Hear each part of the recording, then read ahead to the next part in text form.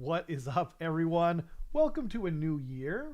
Welcome. It says 2023 on the screen, but that's not a Trash Panda moment. What is a Trash Panda moment is the screen changing again and cutting off Carson's head. God dang it. I adjusted it because, like, when I was by myself, I thought, anyway. Welcome, everyone. It's AOS Trash Panda. I'm your host, Rob, and with me is my co-host, Carson. How are you, Carson? I'm doing good. I had a good New Year's, and the meat dimension has blessed me with something tonight that I would like to share. Okay. And with a new year or old year transitioning to a new year, we also have an old microphone transitioning into.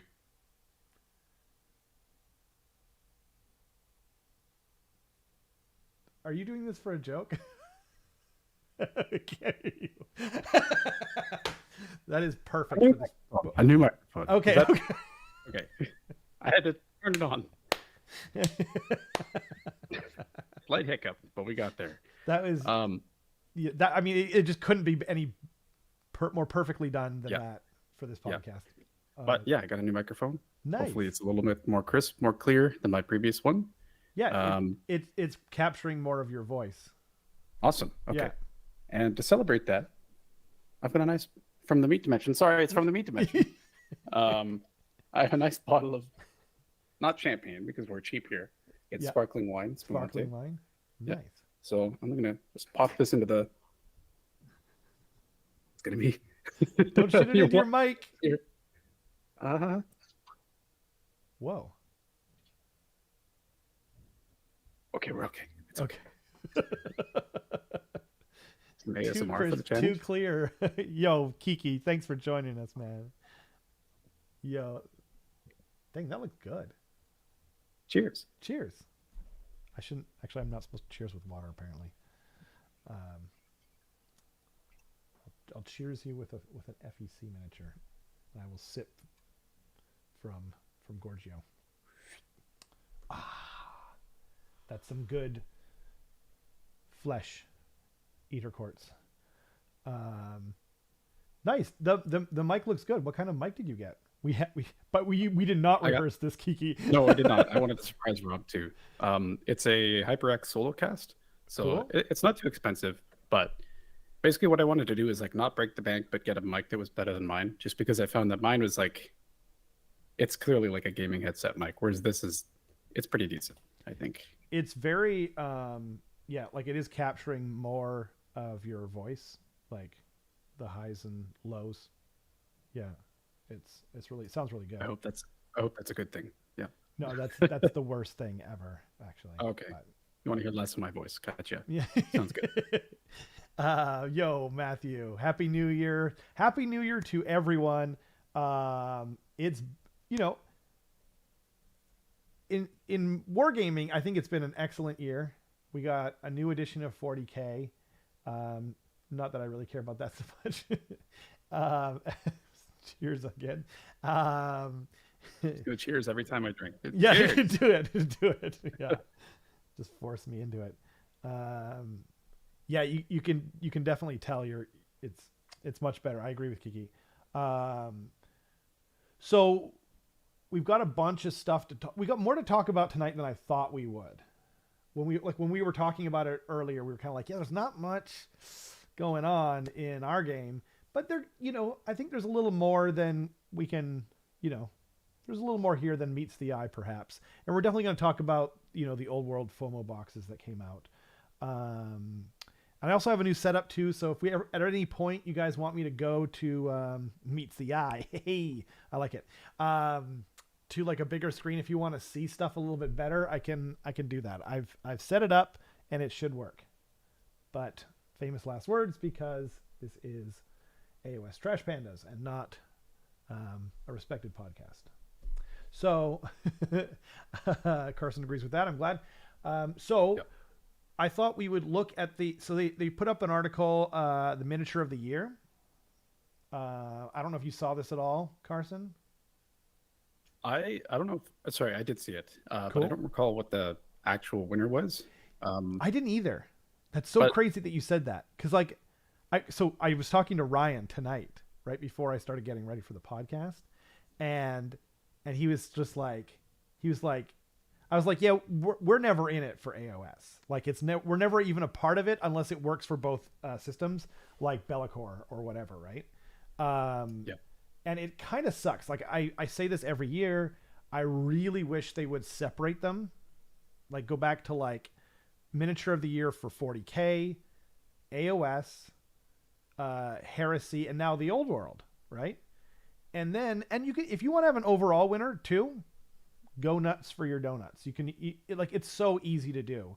And then that way, if cause we're like, I guess we're not quite half, like if you look at the total community, AOS isn't half of it, right? But it's definitely the second most popular game by a long shot, right? It's like 40K. And then like, if we're being honest with ourselves, it's a pretty decent sized step down to the popularity of Age of Sigmar, but we're the new kid on the block, right? And then, but then from there, like down to Heresy, it's like way jump down, you know, Necromunda, all that other stuff, Underworlds, Warcry, nothing's even close to AOS. So like the biggest gap is, anyway. So I really feel like we deserve our own kind of category, because like we're never gonna win. So it just kind of feels bad from the AOS community's perspective, at least in my opinion. So without further ado, it's so crazy. Like, dude, so we were talking about it, right? And I was like, well, obviously, I said to Ryan, obviously it's going to be Angron, you know, because he's like this huge, amazing miniature within 40K, you know, like we know it's going to be something 40K. And so obviously it's going to be Angron. And then Ryan's like, dude, Angron didn't win. I was like, wait, what? Yeah, the crab that came in second that year was awesome. I think someone pulled something, right? So honorable mention went to Ionis Cryptborn. Honestly, like this is, from my perspective, I think this is probably the best miniature. Like if I'm looking at like, not from, actually I shouldn't have said from my perspective. I mean from like a general perspective. I feel like Ionis Cryptborn is like probably the most popular AOS model, and therefore it's automatically more interesting than whatever 40K model they get, because 40K is just like kind of homogenous. But yeah, this was a great miniature. It's the first time that I've truly, and I mean truly, loved a Stormcast model. Like really like this model. Miniature of the year Space Marines, miniature of the year for everything else. Yeah, exactly. That's the problem, right? It's just too popular. Plastic Solar Auxilia. Oh, for Heresy. Yeah, that's like the Militarum, right? I think. I don't follow Heresy very much. The Death Leaper. Dude, I just bought this model, like, not knowing whether or not I was going to play NIDS at all. And yeah, this is my actual favorite model that came up for 40K. Ionis is the best looking 40K miniature, Kiki says. That's 100% true. Chaplain on Dragon, yeah. yeah, exactly, right? He looks a lot like a chaplain. You're totally right. Vashtor was cool. Like, Vashtor isn't my thing, but like, if you like this vibe at all, Vashtor, that model killed it. Like, yeah, it's an excellent sculpt. Like, if you're super into that sort of thing, like you said, exactly. It's almost like steampunk-esque. Very. It, like, I really thought he was going to be Dark Mechanicum. I'm shocked that he didn't like herald Dark Mechanicum coming to 40K. Kind of almost a low-hanging fruit. Yeah, that's kind of odd. But... And then like Dante, I don't know. This model did not do it for me, if I'm being honest. Like, I really think they should have taken the opportunity to update, like give him a new gun, you know, that kind of deal. I don't know. I think that sometimes what people are voting for is not necessarily what they think is like the best actual model of the year, and more so just what they like, right? What they like. Yeah. Yeah. It's just a popularity contest, and so yeah, it's sort of a prescribed thing on who's going to win. Like, I personally thought Belthanos or Trug were my two favorite models of the year that came out that were new. and I don't remember, but I don't even think they get like an honorable mention here, and because Belthanos is like unreal. Belthanos, Dante's toes. Yeah, this model is for like the foot fetish like Space Marine player. Yeah, yeah, he's just underwhelming, right? Yeah, like when Ragnar came out, holy moly! Like I still to this day love that model. I think that model is sick. It's got so much like, it's so dynamic, right? Anyway, but oh, and Talia, I almost forgot about her. She's amazing. This model might actually be the best model of the year. Talia Vedra. Yeah. Sorry, the stream's a tiny bit delayed, so I'm just like, Right. well, he's reacting to something, and My there we go. apologies. Yeah. No, it's okay. I agree. Talia is like, I can't remember if I selected her as my favorite, but she was definitely. I think you get to pick multiple, right?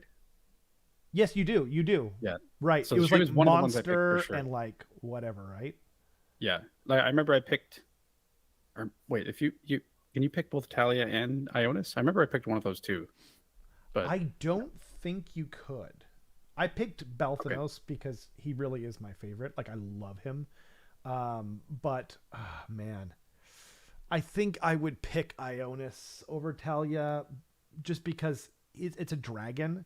Like it overcame my Stormcast bias. Like I have a bias against Stormcast. I can't help it. I'm not being malicious about it, but like I have one, right? And so like, but I tried to kind of put it in perspective. You know what I mean? Like, and if that model like can overcome my Stormcast bias, then like that's insane. But this model, I think, like I would probably argue that like, I think I would argue that this model is a better sculpt. Does that make sense? Like it's a better sculpt, but I would choose Ionis over this. I would actually say Ionis is a better sculpt. Really? And one of the reasons that I say that is because, and I brought this up as soon as we saw him, just his wing, like the leatheriness and like the texture of the wing. But there's so much better... texture in the feathers though too. That's kind of I why know, but feathers have been done so many times. That's for true. So many different models. Like that was the first time I saw like, wow, that looked like true like dragon leathery. That's true. Wing material. Like it was like perfect in my eyes, and that's why I thought that it was the best. That's Keith says Ionis gives me hope for what might happen if we get the SCE range cull and Thunderstrike redesign. That would be incredible. Yeah, like that would make them maybe kind of. I think for me to get into SCE, they really have to do something with their lore. Like I'm one of those guys where lore is very important to me. So, but yeah, that you make a great point. You both do. Yeah, I think you convinced me. I mean, I'm trying not to be biased in any way, shape, or form. You know what I mean? But I love the cloak. He's got like this kind of meaty feeling to him. His armor is more interesting in virtually every way. Like I don't like the normal Stormcast mask either. And so the skull is dope. Yeah. I think you convinced me. I think I like Ionis more. To me, Ionis looks like a I think he's a better like skull. max level World of Warcraft character with like all of the perfect armor and his like flying mouth and stuff like that. Just someone who's just like 10,000 hours in the game, just got everything kind of thing. And you can just see the power in everything that he's doing. So that's so sick. That's true. Every opinion does have a bias. But like I think I don't want to toot my own horn, but I think I'm really good about not, going with my bias, like really being fair. Kiki says he's getting Ionis this weekend. Dude, I can't wait to see him. I hope you'll paint him up and bring him on the channel. Turn him into Stonecast and ruin all the amazing leather on the wings. You could paint the dragon separate. I mean, but no. he's not. Yeah, he's not good. Carson makes a great point. I can't wait to see him in person. Harbinger of Decay. This model is really awesome. Like if you're going to redesign the Harbinger of Decay, on horse. I actually think this is perfect. Like, the only thing I might say is the crow is a little bit. I think maybe it's just another, yet again, bad angle that they took a photograph at, like, which is the norm. I could, but I won't. I play more 40K than AOS, and I think all the AOS models are better than the 40K models. The line is, yes, exactly. Yeah. I mean, I play more AOS, so I used to play more, for a time I played more 40K during 8th edition when I didn't think 2nd edition was super good. Yeah. I'm tempted to get Talia for your Humies army. Still unsure about that platform she stands on. Yeah, that's the thing. It reminds me kind of the Gobsprak one, you know? Yeah. Yeah. I don't know, like, the scorpion tail though is so freaking rad on that thing, and like the lion's mane, fur, and the wings, they go so good together. Yeah, you guys make great points. I think I agree with Carson at the end of the day, though. My thing is with Ionis, and then we have the Norn Emissary, super dope Tyranid model. I was hoping for a Bio Titan. It looks like this is semi going to replace the Swarm, or the Hive Tyrant rather, in some ways. It's really, really freaking cool. But I didn't need it. You know what I mean? It kind of felt too samesies with a Hive Tyrant to me. Yeah, I was gonna say the same thing. Like, I would be, if I was like a new-ish player to 40K and I saw this on the tabletop, I'd probably be pretty confused about whether this was like a Hive Tyrant or like a weirdly big Tyranid Warrior or something. Like, it doesn't look like anything new necessarily. Yeah, it kind of doesn't. Like, I really thought they would take this opportunity to kind of up the Tyranid design, like almost like from the ground up, the concept in certain ways. But like those legs could just, like, if you took a picture, if you did like one of those preview images of the leg, and you put it on the preview thing or whatever, you'd be like, oh, we're getting a new Hive Tyrant, you know. But you know, the shoulders are a little different, and it's got like the zoanthrope brain kind of action, as well as sort of the bigger monstery kind of thing. Yeah, I don't know. Very underwhelming. Yeah, I love the Swarm Lord. I actually thought like the rumors were going to be true. I thought we were going to get like an evolved Swarm Lord, because the Swarm Lord is like the Cylons in Battlestar Galactica, where when they die, they get uploaded back into the consciousness, and then he gets pooped out somewhere else. And so he just keeps learning. And so like he could, you know, they could poop him out in a little body, or they could poop him out in a big body. But like, I just, it's kind of a missed opportunity. Like, we got the Silent King when the Necron redesign happened, and I thought we were going to get something like that, like a big named character badass. So yeah, they kind of missed the boat. By the way, this is apropos of nothing almost, but we had like a little Christmas party, and we played the original Space Hulk, and I haven't played that game in like over 20 years for sure, right? And it was so much fun. Like, I forgot, it's basically impossible to win as the Space Marines, I think. Like, I rolled like on 2 dice. I got a 6 and a 2. It was at least 5 times in a row, and you need 6s to hit, right? And it was like on Overwatch or whatever. And oh my God, it was incredible. It was super fun. We almost got out, but yeah, anyway, I hope they make another one. Like, I hope they make a 5th edition Space Hulk, because I would buy it. Like, even if they just poop out another 4th edition and don't add anything, I'll buy it. You know, like, it was so much fun. Anyway, sorry, derailed it. Commander Farsight got 3rd. Meh. Like, am I the only one? I didn't even realize that he got a new model this year. I don't even know who Commander Farsight is. He's like so Commander Farsight is like there's the regular Tau who like fight for the greater good and whatever. And my understanding is that Farsight was kind of like, no, that's too dictatory or like too like forcing people to do stuff. So I'm gonna go create my own enclave. Oh, okay. And he's like leading his own thing. Okay. He's got this sword which is like chaos influence that makes him powerful, I think. Okay. So it's kind of neat. I like that little blurb you just told me, and I really like, lore and that sort of thing. But this model is just very boring to me. And like, fine. Yeah, I mean, like I'm not into Tau, but I've seen Tau models that look freaking rad. Like, I don't know what they're called, right? But there's like a bunch of mechs, right, with big guns on them, like rail guns and stuff, and they look super badass. And like, this is like very safe. Like, that's what I think of when I see this model. I'm like, they sure played it safe, But yeah, the fight for the greater good or whatever. Yeah. Yeah, Farsight just kind of looks like a regular Tau battle suit with a different backpack to me. And like he doesn't.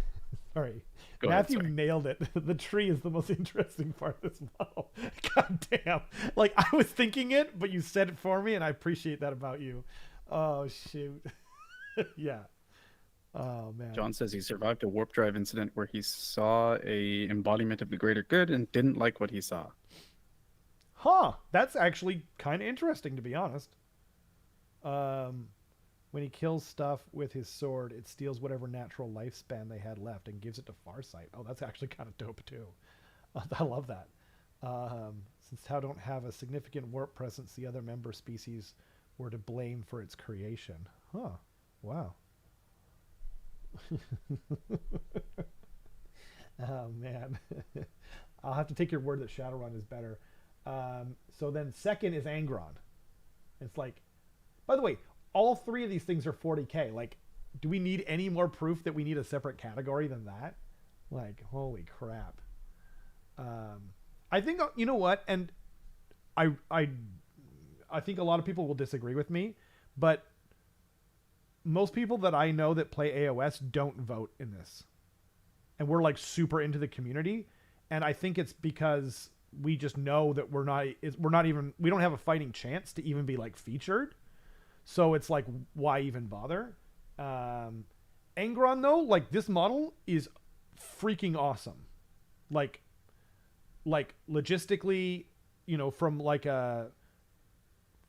with as little bias as I can possibly imagine. I'm not into World Eaters, by the way. And he's also a power armor character, so I also don't find him... I find him inherently less interesting from the get-go.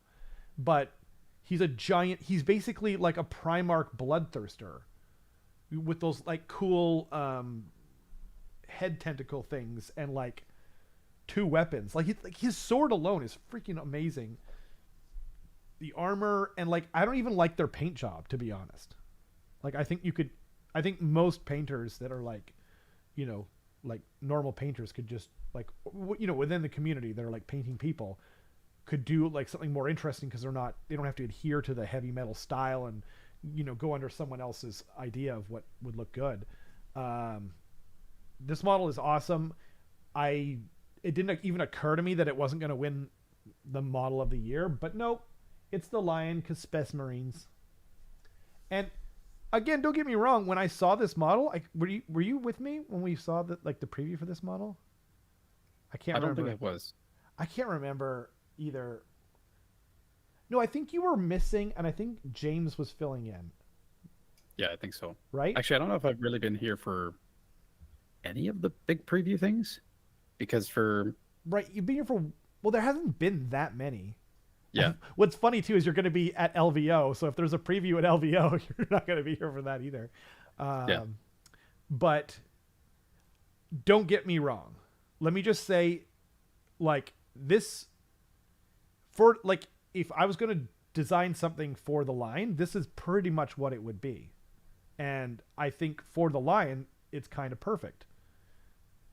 But I don't know. It's exactly what you said earlier, Carson. It's just a popularity contest.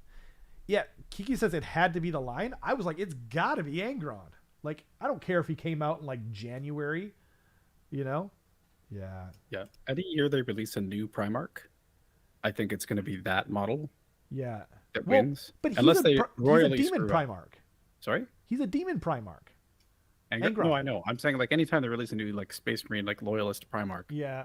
it's going to be that's going to be the model. You Just know- because people are excited about it more so than anything, I Well, think. and to be fair, this is the second loyalist Primarch they've ever come out with. Yeah. So the last one was in 7th edition. So to be fair, yeah, I guess that's actually a really big deal. And I was talking about this with Ryan, and I actually think he was the one who said it, to give him full credit. He was like, I'm pretty sure it's going to be Fulgrim this year. He's going to get a model, and I'm sure whatever it is will be the model of the year this year, you know? Yeah. GW hates chaos. Demons don't count. I mean, but like, they've gotten more love from GW in terms of Primarchs. There's what, 5? What is there? There's Magnus came first, then Mortarion came second. Oh wait, so are we only on 3? And then Angron? That sounds wrong. There's There one was a Fulgrim got a model, but for Horus Heresy, right? for Horus Heresy, yeah. Yeah. And it's resin, and yeah. Huh. Tywin Lannister. Heck yeah. Like that actually makes this model cooler to me. Don't forget that a lot of people have daddy issues, and the Lion's face has big daddy energy. So lots of votes there. Oh man, I did not know that a lot of people had daddy issues. I think in addition to it's true, yeah, a lot of people do. But I think in addition to this being kind of a popularity contest, I think that there's probably a lot of vote splitting happening on the Age of Sigmar side too. Yeah, that's true. Just because for That's a great 40K point. it seems like, hey, let's re-release like these new Terminator models, these new Space Marine models, this new thing. Like everything is kind of like generally the same releases wise, just like different Yeah. flavored Space Marines of some kind, and then they kind of release like one big unique thing once in a while, and that could be like the Lion, it could be Angron, it could be honestly most of what we saw on this list for 40K. Whereas at AOS, it feels like 4 or 5 times this year we got like massive model refreshes or like big new introductions of new models that are like vastly different from each other. So people are going to be like, I really like cities, I'm going to vote cities. I really like Seraphon, I'm going to vote Seraphon. I really So like, true. you know, just like splitting all over the place because people like so many different things. So Yeah, you make a great point. And it actually, in my opinion, speaks. That's a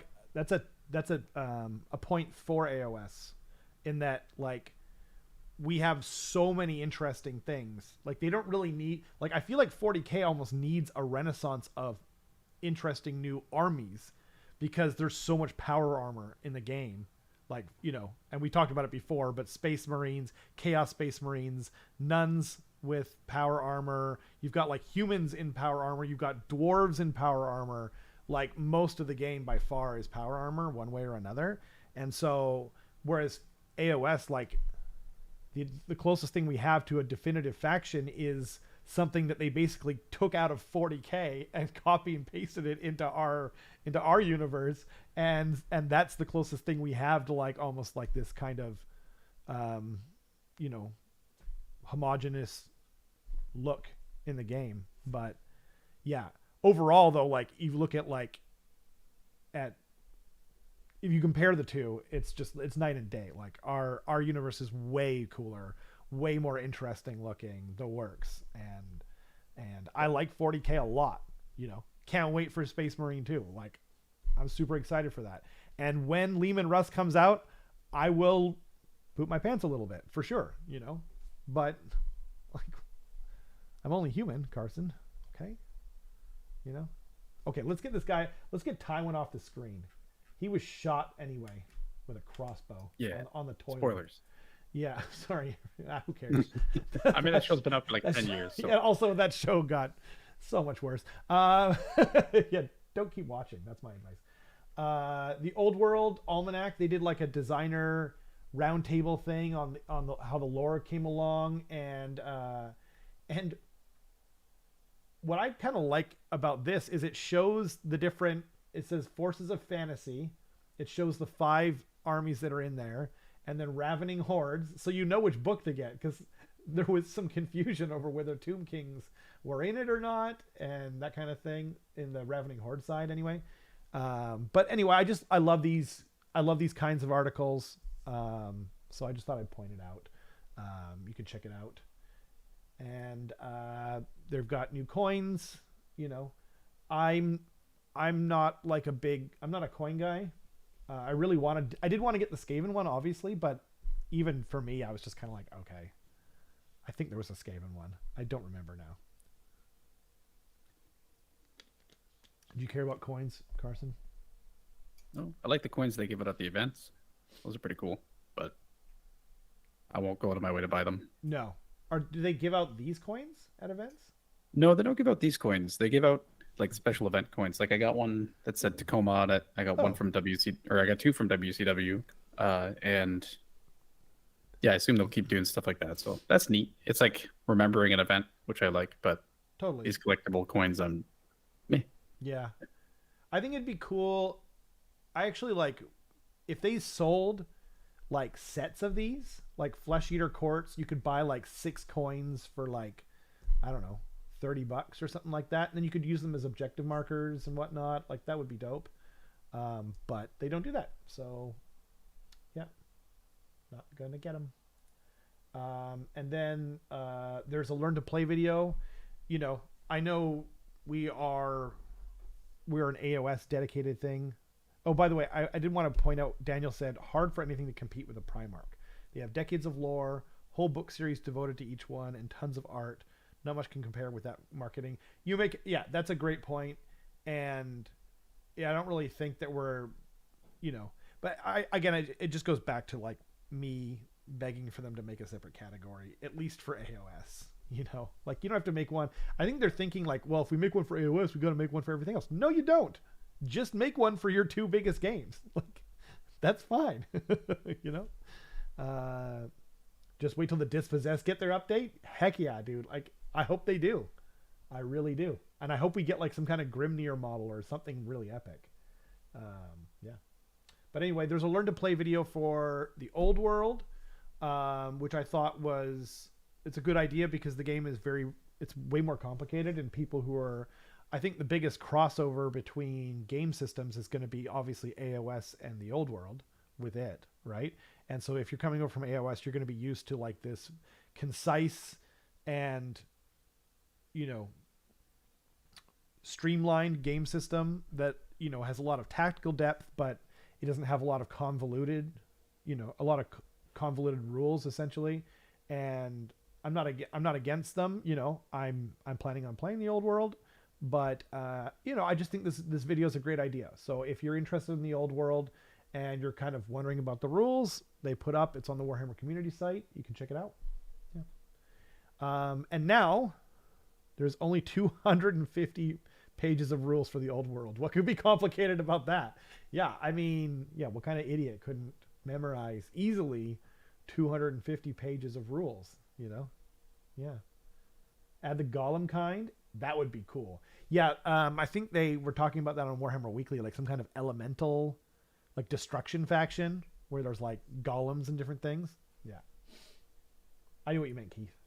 So the main kind of thing is, yeah, we're gearing up for the old world. They released and showed off images of what's in these different starter sets.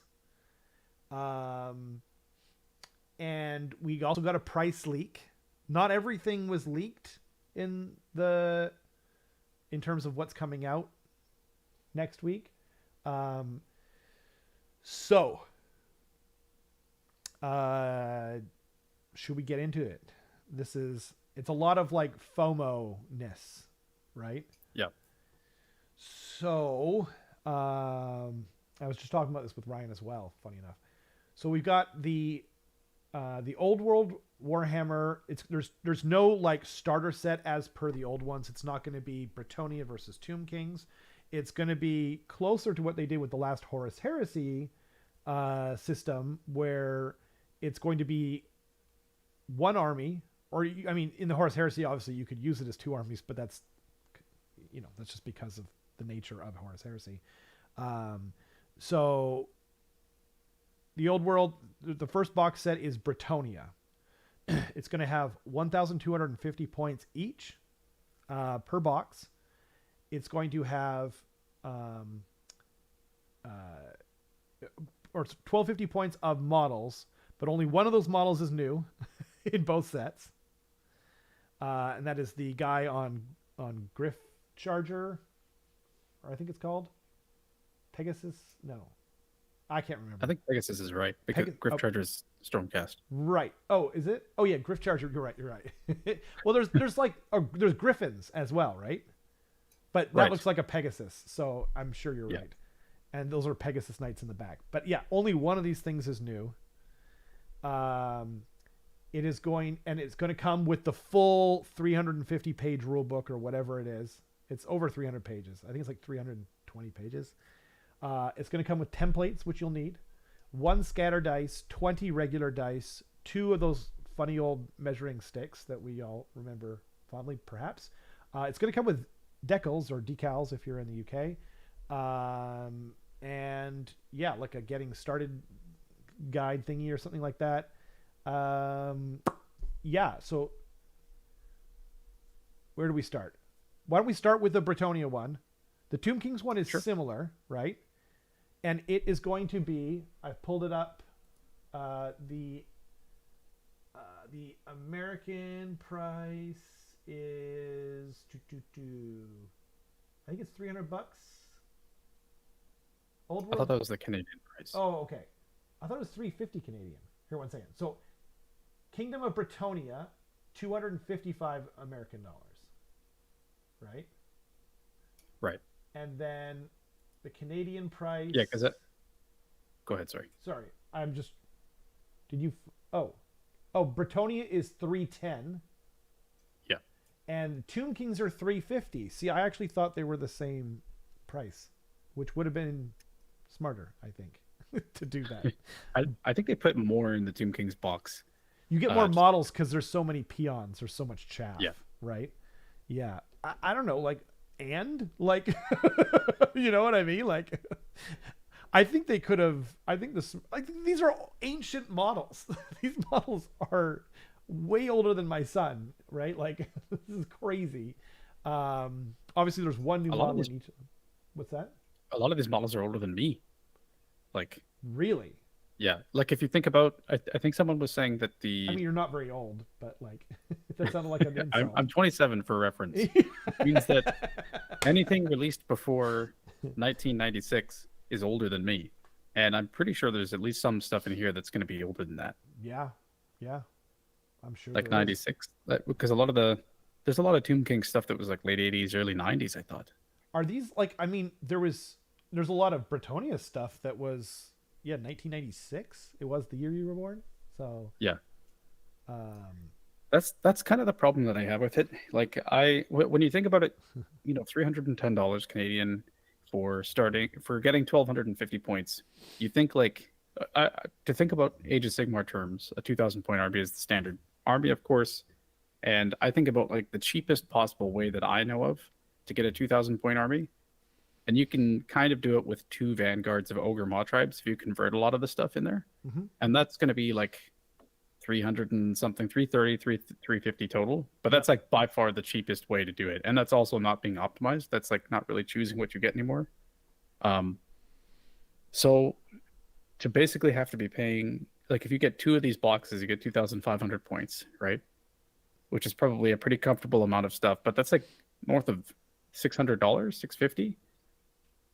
That's a lot of money for models that are older than a lot of the people that are going to be buying them, right? Because a lot of like the Vanguard, for instance, it also has old models, the Ogre Maw Tribes one specifically, but a lot of other Vanguards don't.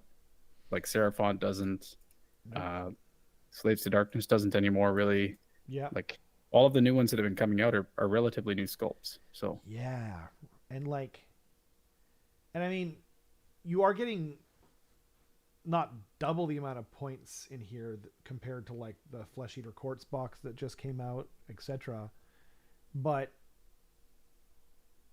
the problem is like, so I was actually comparing it to Horus Heresy with Ryan, and the Horus Heresy I think it was like $300 or it might have been $350, but it was all new models. And you got a copy of the thick ass rule book, right? And it's like, I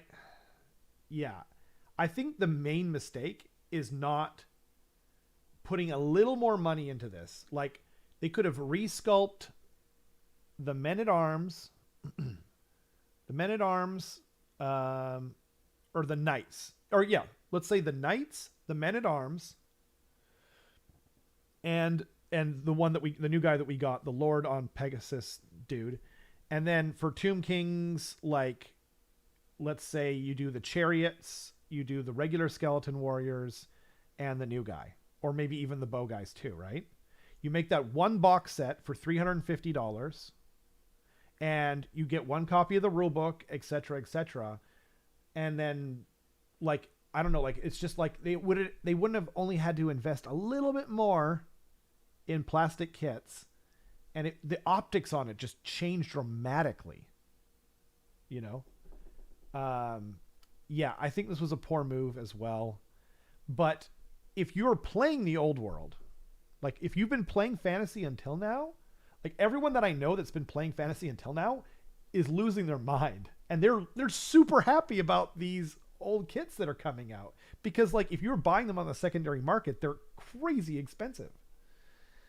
But yeah, but those people were always going to buy into this game, right? So, yeah. Oh, the Tomb King skeleton kits came out in 2003, Carson. So I was wrong. I don't know. I thought I saw. You were a whole 7 years old. That's true. Yeah, it was you 7 were an years old man. You know? Past my prime. Rob Bell says, "Hey everyone, welcome to the stream, Rob. I got involved in Warhammer at the end of old Warhammer. Got all the rules, books, etc. Then 7 months later, AOS came out, was proper PO'd. My local store didn't tell me that, so didn't follow until now." Yeah, I don't blame you. Like, I can't even imagine what kind of, poop show that would have been. Like, I was super lucky, Rob. I came into AOS right after the General's Handbook came out, so I missed like all the worst bits. And I was like, why is everyone so bitter and mad? Like, this game is awesome. Like, we've got points and it's great. I'm just kidding. I did know a little bit about what was going on because I did watch some battle reports where they were using wounds instead of points, which was insane. Daniel also said that the movement trays went up 750% in 6 years. That's freaking nuts. Yeah, I mean, like, who would even buy them now, by the way? Like, you can get them from Litco. You can get them from, like, all these places, or you can just 3D print them now. Like, who, I ask you, who is going to possibly buy them? That's insane. I didn't actually, so we'll keep going, in a second. Yeah, GW really wants to sell those third-party models and the STLs, is what Kiki said. Absolutely. Nostalgia is powerful. That's so true. So the Tomb Kings one, like, I think the Tomb Kings one is going to be more popular. I think Tomb Kings were the most popular thing that GW got rid of, essentially.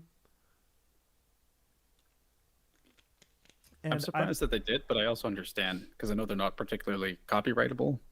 Just like skeleton warriors, essentially. Yeah, Egyptian stuff. Yeah, it's true.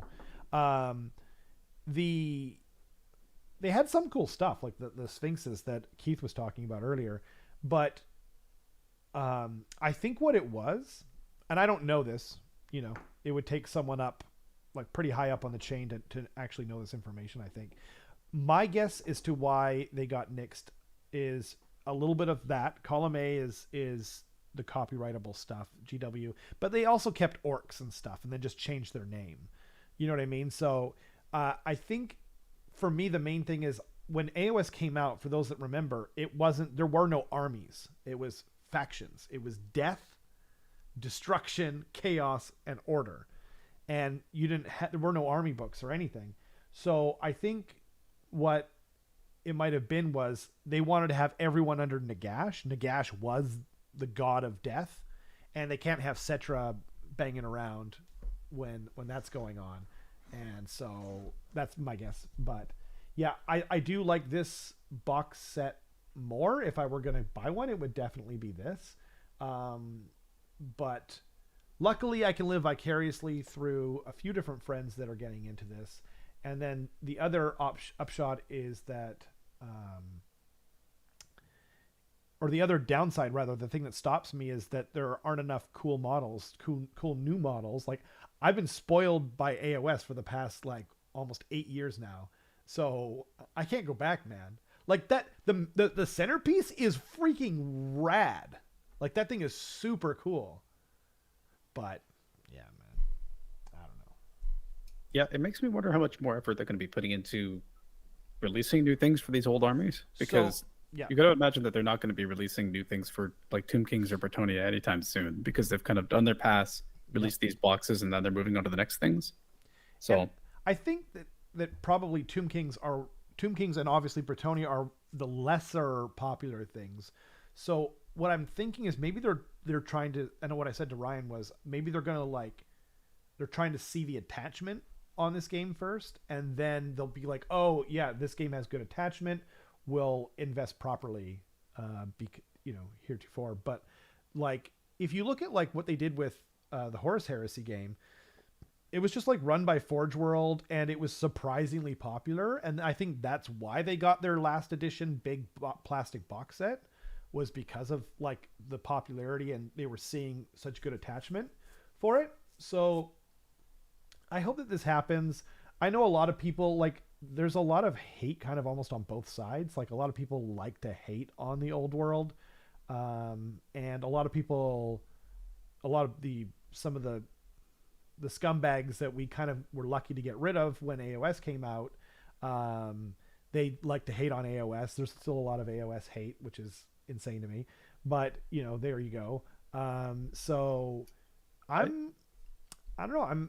I'm hoping that, people just kind of let it go and everyone can just play what they like. Like, yeah. Yeah, using what you just said as a jumping off point, please. That's something I wanted to say too, which is we should definitely not be like what we have experienced as AOS players. Like, we shouldn't be poo-pooing on the old world, being like, this is dumb, you shouldn't enjoy this, you shouldn't be having fun, that sort of stuff. Like, yeah, you should be happy for people who are happy with the things that they're buying. Exactly. That's kind of like full stop at that point. Mm-hmm. So everything what we're saying is critiques isn't like, don't get into old world if you're excited about it. Like, if you're excited about it, go for it, 100%. I'm buying the rules. I'm buying the rules. I'm buying the Forces of Fantasy because I have Wood Elves on Square still, and I'm gonna buy the cards, the magic cards and the other cards, because those things you can never find them. You know what I mean? Like I bought the magic cards for Wood Elves, or no, Skaven, I guess.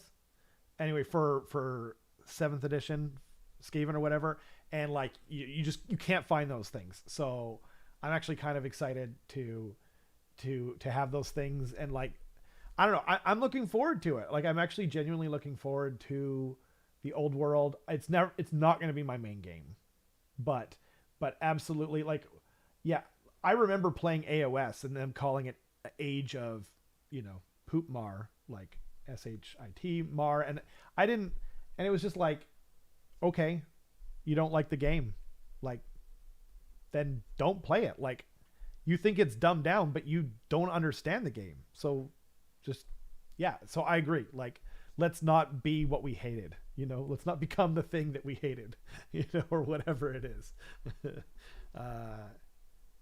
Beasts of Chaos and Bone Splitters into Old World. That's an interesting idea. I didn't until you said that, Kiki, and now I do. Yeah, that makes sense. You can't do Orwell, can't buy it, knowing how old so many of the models. Yeah, that's fair. I mean, you can buy the book, and like, I'm gonna play Skaven because like all my models work except for maybe the heroes. We don't know yet, right? But like, it's 25 mil bases, so I can just take my Skaven rounds and put them in a movement tray and bada bing, bada boom. So that's my plan. But yeah. Yeah, that's probably what I'll end up doing with my Slaves to Darkness, because I saw that they had Warriors of Chaos or Chaos Warriors or whatever it was called. So I would assume they're going to let us use the new Age of Sigmar sculpts instead of like forcing you to use the old and Chaos Warriors that's ones. the smart thing to do. Like I've been saying this since before they even announced it. Like if they come out with, if they ever go back, just let us use most of our models. Like if we have to like paint another hero, okay, that's fine. But like it's just such a smart way of getting crossover and bleed between both games. If you can just use them both. Yeah. 100%. Old is good for the haters that still linger. Now you can ask them, please go back over there and play your old world. Let us have fun with our AOS. Yeah, I mean, what's funny too is like, it's funny how many people said who are like old world heads, like, oh yeah, the old world Warhammer Fantasy Battle is way better than Age of Sigmar. If they just kept it around, then it would be what AOS is today if they just supported it. No, it wouldn't. Like, I'm sorry. The game is crazy complicated, and the buy-in, like, first of all, the monetary buy-in you have to do is insane to get like a basic army going. There's no path to glory, right? And by the way, also like the rules buy-in, like have you ever hosted a game? Like, have you ever taught someone Age of Sigmar? Like, it's a lot to absorb at first, and then you compare that to like even the old world, which is a simplified version. Like, people are like, I'm out, man. You know what I mean? Like, my brother was actually, I was going to talk to you about it at some point. My brother was like, he wanted to come over when we're playing a game and just chill out and observe it and check it out. And then he might get into Age of Sigmar, right? And I was like, yes, that's a great idea. There is not a hope in hell of my brother getting into the old world or even the old world. You know what I mean? Like, it's too much. He'd just be like, nah, I'm good. You know what I mean? And like, the thing we always talk about in sales is you have to remove obstacles, remove every obstacle you can, every barrier you can for people to get into something, to buy in. You know what I mean? Now, normally you're not talking about like a game system, right? But that's why these free-to-play games were such a huge hit. If you look at like the mobile market and whatnot, Angry Birds, that kind of thing, like there's no buy-in, right? And those games made insane amounts of money. And they were free to play. And I'm not saying that Angry Birds is like, you know, what I would rate like as like a good thing necessarily, but like this is just way too far in one direction for it to ever be popular. But I'm going to play it and I hope it does well. Like, I really, really hope it does well. I actually really like the old world lore. I like the stories. I like the novels and that kind of thing.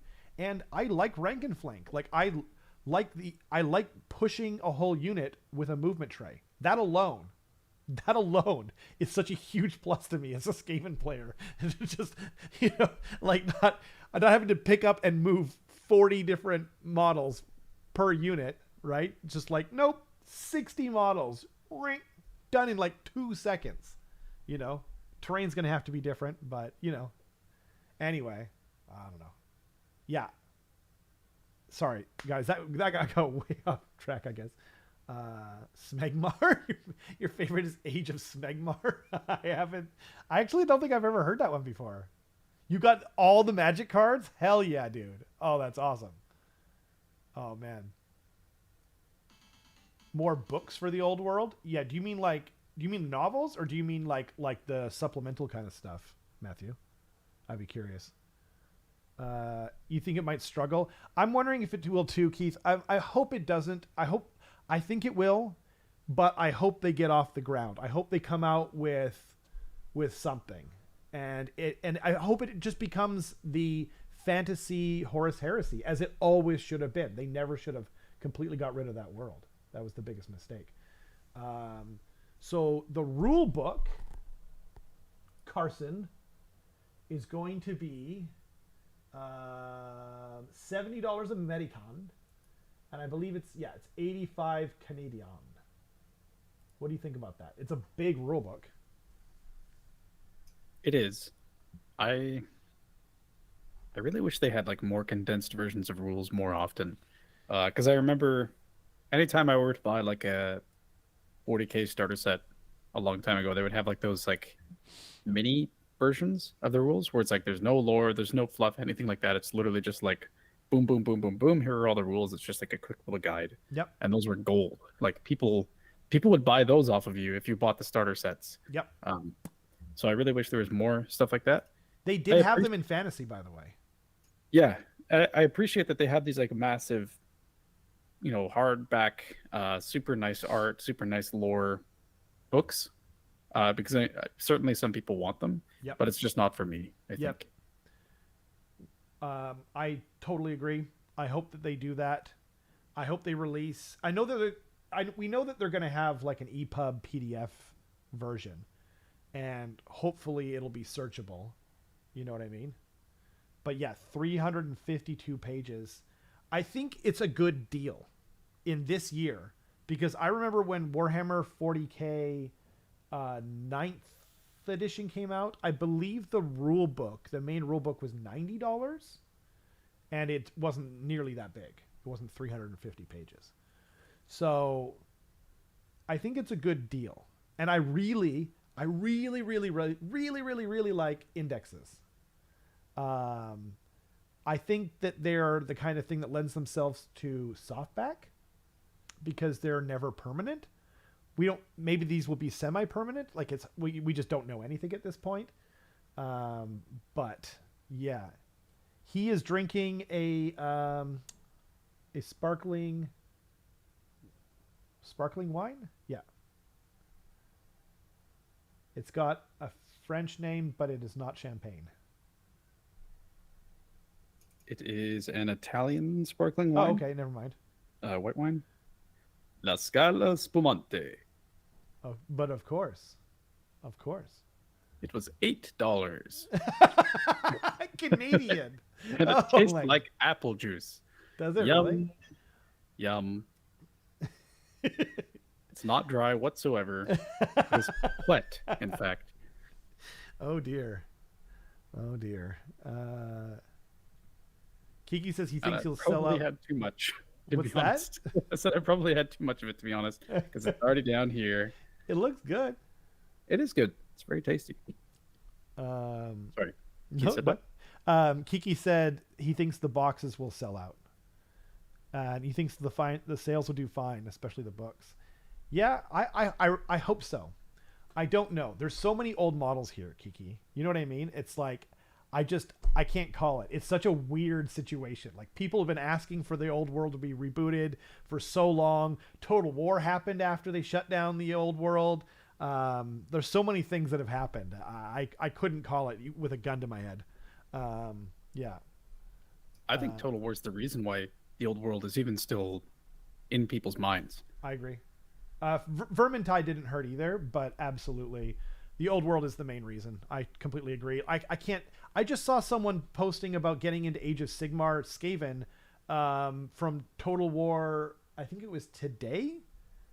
They were talking about it, and I was just going like, I don't care. I think it was yesterday actually, and they were just talking like, I don't care if it's competitive or not. I just want to play in this world with Skaven and whatnot. And Total War got me into Age of Sigmar too. Like, that should be pointed out. If Skaven had existed in Total War Warhammer 1, I don't think I would be here, because I would just still be into playing video games. But, they didn't. And so I was walking around and walked into a Warhammer store and was like, are Skaven, does they even exist anymore? So yeah. I have friends who got into Warhammer through Total War that, like, after the fact talked to me about it, that previously I had begged to start Warhammer. I was like, hey, you should really try out this game. It's really cool and the community is great, blah, blah, blah, blah, blah. And they're like, nah. And then they tried Total War. They played it for a while and they're like, hey, have you heard of Warhammer? I'm like, screw you. How dare you? You just flip the bird and you walk out. It's happened at least 3 times to me. So that's why I think that it carries the old world so hard. Yeah. I mean, and that's one of the reasons, like, Total War Warhammer is also one of the reasons why when I came back, I was like, obviously Skaven is my favorite thing, like, but when I came back, I was like, yeah, does Skaven exist? Was my first question, and the answer was like, of course they exist. And I was like, oh, okay, I just figured they probably weren't very popular. And then the answer to someone who'd been working for Games Workshop for a long time was, no, they're very popular. And I was like, well, then why aren't they in Total War? You know, and they're like, I don't know. I don't play video games, but you know, there you go. And then I went along, and I always thought of Skaven as like this kind of like, it's kind of like for weirdos like me. You know what I mean? Like it's kind of like it's like an eccentric kind of thing. Like I actually thought of Nurgle as the same thing, to be honest. I was like you have to be kind of a weirdo pervert to like Nurgle, right? Like you have to be a weirdo pervert like me to like Skaven, right? Like it's rats. Like rat is not a popular animal, right? They based this entire faction around like one of the most hated animals in the world. The only thing that's more hated than rats is probably cockroaches, right? And they're like, no, this army is all about, army is rats. It's this thing that people hate. And they just nailed like the funny, weird aspect and this creative, I don't know, like perfect Venn diagram of what people all love apparently. And I learned not that long ago that Skaven's the most popular faction in Total War. You got so many people coming over from that, and I think obviously some of that is probably the mechanics, because Skaven are very fun to play in Total War. But yeah, like it's just not what you think. You know what I mean? Like I love Skaven. I get why they're so freaking awesome. They're obviously by far and away my favorite faction. I base my channel around them, and yet, you know, I still was like, I don't think they're that popular. You know. Yeah. But what you said about Skaven, about like rats being one of the least popular animals in real life, yeah, that makes me wonder what would happen if they made like a capybara faction or something. Everyone's like, "Yay, capybara!" Or if it would just like completely tank. Because do people like capybara? I mean, like, aren't they like one of the most friendly, cute animals in the world or something? I don't know. I don't know. Oh, like you could have told me that capybara are super unpopular and like as like an animal in real life, or you could have told me they're the most popular animal in the world, and I could have believed either. Yeah, they never entered my brain until just now as like something that would be popular or unpopular. Yeah, capybara would be cool. that's I feel my new like prediction for the AOS 4 box. Then I think is capybara army. dude, I mean, I could see it in AOS for sure. Yeah, Matt, dude, I mean, I like Skaven way too much. Like I really probably shouldn't have worked rats into my channel this much if I wanted it to be successful, but but here we are. Like to not do so would be a betrayal of my own self, I feel like. Skaven were almost your first army, but the amount of models that you need scared you away. That's totally fair, Jay. And I don't know how into the game you are now, but you can definitely play Skaven with very few models. You can play them with just rat ogres. You can play them with storm fiends, and it's even smaller. So Oxyotl army, yeah, that would be cool. I was thinking of. I thought you meant like the gecko, lizardy animals, Jay. I'm not sure. I don't know about capybara, Kiki. This is crazy. You guys are teaching me so much. I mean, if you're going to design an army around a popular animal, I think like a cat army would probably be like the most. Well, I mean, I guess dogs are a little more popular. Yeah, Wolfmen the army. Boom. Like that is such an easy, low-hanging fruit. Like just like a Wolfman army. Space wolves? No. You mean space wolves? The most popular Space Marine faction? Maybe. What is the Soulblight sub-faction? Starts with a V. Virkos. Virkos. Yeah. Yeah, I guess that's like half vampire, half wolf. Yeah. So not quite. Yeah. But yeah, totally. But like, that's what we kind of thought it was going to be originally, and it kind of ended up being something a little different. But or like, yeah, if you made like a cat army, you know what I mean? Like, what's that cat race? Is it? I think Khajiit is from. What's that? Someone just said it in chat. I It says thought Khajiit has wares if you have coin. Yeah, it's Khajiit. Oh, is it? Okay, I thought that was from Skyrim or something like that. It is. Oh, sorry. What are you talking about? D&D. Ooh, I don't know what the D&D ones are called. Yeah, I'll Google that. I can't remember, but like the very fact that they exist in Skyrim and D&D. Tabaxi? I think that's right. I wanted to say they started with a D, but Tabaxi. oh, Tabaxi. There you go. Tabaxi? Tobacco? Wacky Tabaxi? Wacky Tabaxis. Oh man.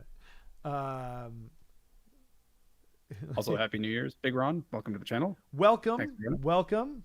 That's awesome. Thank you for joining us. I missed a couple of really funny comments. Keith said, Carson just described my friends who love Battletech. Hey, you want to play this game with us? My response was nah. Then one pointed out MechWarrior is based on Battletech, and I was in. Yeah, man. I've heard nothing but insanely good things about Battletech, but... I played a game of Battletech last week, actually. Really? Oh, yeah, you told me, actually. I just remembered. Oh, I did? You did. And Or were you just spying on me? Well, there's also that. I don't know. It could have been either one of those things. Go on. Either way, it's information you know. Yes, it is. Yeah, I played it for the first time. And it was pretty easy to get into. Like the rules were not particularly complicated. We didn't even play like there's a faster version called like Speed or like Blast or something like that. BattleTech that like simplifies the rules heavily, and we didn't play that one, and it still didn't take us very long to get through a game. So yeah, it's pretty fun. I think I would be into it like if I either A, got into the lore, or B, liked mechs, but I'm not really. I don't have either one of those things going on, and I'm already into way too far many games. So yeah, there you go. Yes, I think exactly. MechWarrior was the first game I ever played. Which like one? the first video game, MechWarrior. Oh, really? Crazy. Yeah, it was at the very least the first PC game I ever played. The very first game I ever played was Super Mario Brothers for the Nintendo Entertainment System. Oh, yeah. NES. Someone said something, and I wanted to. Oh, Kiki said, I remember being a kid and walking into a Games Workshop and immediately being drawn to them. He's talking about the Skaven. Yeah, that's what happened to me. I really took my time, and they tried to talk me into the starter set, which was the 4th edition Warhammer Fantasy Battles between High Elves and Goblins. And I was just like, but there's no Skaven in here, so like that's a deal breaker. You know, he's like, well, you need the rules. And I'm like, says you. I just need Skaven. You know? Yo, Matthew, thanks for joining, man. You have access to emotes that I have designed, and also there's a bunch of stuff in the YouTube catalog. My camera broke, what was it, like 3 weeks ago, and so I haven't been able to film anything recently, but I'm working on it. I should be able to film soon. But thank you so much for joining the YouTube channel. I really appreciate it. I was just about to bring up a comment that he said. So he said, I hope this means they will re-release the old Ogre Man-Eaters. I Need Me a Ninja. And he was kind of, I think, talking about, this is a while back, sorry. But I saw it, and it was in my mind, and the conversation didn't lead there, so I'm bringing it up again because I like ogres. Yeah, you're like me. I think that's a genius idea, actually, is like, if they're releasing ogres or ogre kingdoms back into the old world, doing like the dual kits for both AOS and old world makes a ton of sense, especially like the ones that are still resin, kind of redoing those kits makes a ton of sense. Like I would 100% be on board if ogres were in the old world. I've been saying this since before the Soul Blight release came out. The new release came out. I think it was 2019 when we were like seeing few rumor engines here and there. And I just said they're going to redo direwolves, zombies, skeletons, because we know the old world is coming, and they can just use them in both factions, right? And so, and it really seems like they were thinking about this from the beginning, right? Because like the new skeletons won't fit on a 20 millimeter base, but guess what? They will fit on a 25 millimeter base, right? So I really think that they're going to do that for all the old world stuff. I think, you know, like Seraphon and Lizardmen, vampires, Skaven, ogres, all of it. And it just makes so much sense to double dip. Like, why wouldn't you double dip? You know, if they're going to put like ogres are on what, 40 millimeter bases? Standard ogres are, yeah. Standard ogres, right? So like Iron Guts, Lead Belchers, Gluttons, yeah. So just keep them on 40 mil squares in the old world, and then you can play them as both. Like, it's just so easy, you know. It's just low hanging as it gets. Yeah. You're just coming back now as of November after 12 years. Welcome back, Jay. Are you coming back to the old world, or are you playing AOS? A lot of terrible puns with your the meow nets of Slanesh. I love it. That meant cats are like such an awesome, like, you know, like Zeech has birds. Like cats in Slanesh just makes way too much sense. I would love it if they started doing that. That also paints like the dichotomy of Slanesh and Zeech really well. Where like Yeah. Zeech are like cats just chasing birds and like messing with them all the time. Where Zeech is like, no, you gotta think about stuff. What are you talking about? It's about the great plan, you know? Like it's about machinations. And then Slanesh is like, nah, I'm just gonna eat a whole bunch of pork and go to an orgy later. How about that? Yeah. Yeah, and like you know how like Zeech messes with people? Like birds definitely do that. Like outside the window, you know, they could peck on the thing, have the animal lose its freaking mind and then fly off and just be like, no, you deal with that, you know? Oh man. You used to play fantasy, you're coming back for the old world? Hell yeah, Jay, that's super awesome. I'm hoping, you know, to make some old world content as well. I have no doubt that others will do it better, but you know, we'll have fun doing it, and I hope you enjoy it, you know. And it might be because we'll be kind of learning the game as well, so it might be like geared towards people who are getting back into it, you know, and that sort of deal, you know. And it will probably be like very what's the word, like lore, you know, like story based and whatnot. It might be a lot more narrative than most channels bother to do. So Carson Google's D&D cat people now has fursuits showing up on Etsy.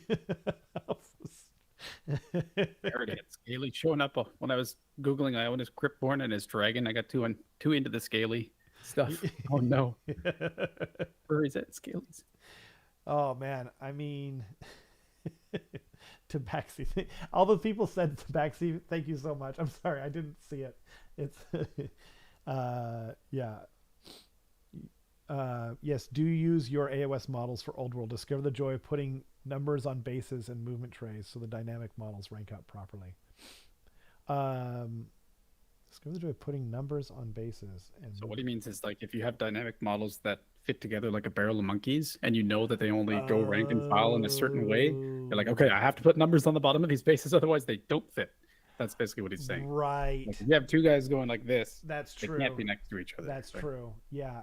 I mean, but the nice thing is when they're rounds, you can just turn them slightly, and they can be. That's true. Whereas when they're on squares, they have to be 90 degrees. Like I remember a lot of the things like clan rats were on like on a bit of an angle because they would stick out as well. The old clan rats, and so yeah, you like they would be kind of facing like 45 degrees. It was really weird. Yeah. But can't wait for half my army to be crab walking into battle because I have to turn them sideways. Yeah. Yeah, if anyone who's played old fantasy will remember there was definitely some of that going on. Man, Super Mario for you too? Yeah, brand new NES for me too, guy, for Jay and Keith, what they were saying. The one that came with Mario and Duck Hunt on a single cartridge. Yeah. Did you ever do that thing where you like held the gun up to the screen with No. Duck Hunt? No. Oh, so I was the only turd child. Sounds good. You know what it was? So like I really liked Mario, and I love Duck Hunt too, but I have this suspicion, and I can't ask him. My dad passed unfortunately, but he brought home an NES, right? And my dad loves hunting, and he is the best shot I've ever met in life. And so he would play Duck Hunt. You know, it was the only game I ever saw him play, other than like some of the arcade games where you're like driving like a jet or whatever. Anyway, so he was so insanely good at Duck Hunt, and so like I couldn't go up there and do that after watching my dad like quick draw and shoot ducks off the hip and that kind of thing. So yeah, so I was trying to be good at it, you know, but yeah. You know how that gun thing actually worked, by the way? It was like light. It shot like Yeah, it literally took like a picture essentially of the screen and then like registered what the duck was, which was nuts to me. Yeah. For that time. Yeah. Just thinking about like how simple all of the other mechanics and all of the other games were. Like someone just hand making that controller for that one game is insane to me. And you know what sucks is that like, because like they had, do you remember the Super Scope? Anyone have that? There's this thing called the Super Scope. There's a bunch of different gun games and they worked in the same way in the arcade, and they were super accurate, right? And then we went over to LCD screens, and I had what was it, Time Crisis, and you had to put up these two like things, and you had to like calibrate your gun every time, right? And it wasn't nearly as accurate as this tech from like 1986 or whatever the hell, right? It's so crazy to me. We still don't have tech that works as well as that stupid gun did back in 1986. Like, that blows my mind. Yeah. Yeah. And the idea of like just thinking about it today, I know that if some game developer was like, hey, by the way, we have to ship this super specific hardware alongside this game, Right. just would not fly. No. Like, it's just not possible anymore. No. No publisher would ever say yes to that. Like, it just couldn't happen. It's true. And it's kind of too bad because like there was what's it called? The PlayStation one with a little ball on the end. Yeah. There were some really fun games for that. Like, I forget, there was like some sport game where you could do frisbee golf. That game was legitimately one of the funnest games. Like, we would play it, you just have a couple of drinks, and yeah, I'm giving way too much information, but it was fun, damn it. Okay. Yeah, there's a bunch of them. There's there was a wizard game anyway. But yeah, you're not wrong. Like, it's so hard to, you know, you like the buy-in rate. Again, it kind of goes back to like the main topic of conversation is just, you know, it's an obstacle as a buy-in. And yeah, or even if you even look like what happened do you remember there was a game called Lair for PS3? And there's this company, Factor 5, something like that. They made all the old X-Wing games, the Star Wars X-Wing games, and super big company, very popular. You know, the X-Wing games were huge games. And then they made this game called Lair, and they forced you to not buy anything, just to use motion controls that were built into PS3. It got like review bombed, and that company went out of business. And then what sucks is the game was super fun. What's funny is I don't remember the name of the game. I don't remember what it was about, but I remember that story specifically. Right. I remember the company going out of business. Yeah. That's the takeaway for me. Yeah, exactly. And they added later on, they added like regular movement to it. And it was a dragon dogfighting game. Like, it was so much fun. Yeah, I still have it like somewhere. But yep. The only game that made me try to shoot the dog. Right. I never thought about that. Most of the time games are like, no, don't shoot the dog. Like, you're punished for interacting negatively with a nice furry little creature like that. And that one had like the dog going like, hey, you're like, die. Yeah. Pleasure reward in your brain for picking off the dog. Anyway, man, the comment section is hilarious tonight. So then we also have, for the old world, just to try and get back onto the topic at hand a little bit, temporarily even, Arcane Journal, Kingdoms of Bretonia. I think this is like, so I think you still need these books. Correct me if I'm wrong. Like, maybe you guys have, you know, it seems like let's say you're only getting Tomb Kings. I think you still need Ravening Hordes, and you need this. Although I know that this book is like, it has a bunch of lore and stuff too, and like, it's very thin. And wait, do we know the price on it?